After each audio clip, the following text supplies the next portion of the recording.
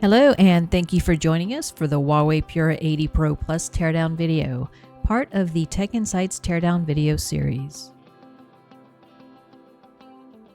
Huawei announced its new Pura line on June 11th in Beijing, China. The new Pura line has four models: the Pura 80, which is the base model, a Pura 80 Pro, a Pura 80 Pro Plus, which is the model we have here for this video,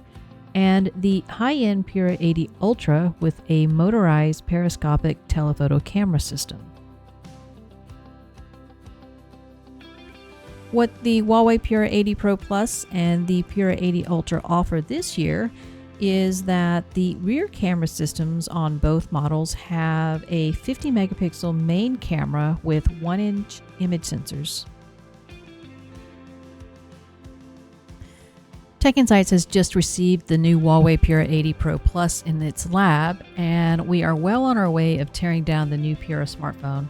So that we can learn more about the Pura 80 Pro Plus's 50 megapixel main rear camera with the 1-inch image sensor, and overall how the Pura 80 Pro Plus rear camera system differs from the higher-end Pura 80 Ultra camera system.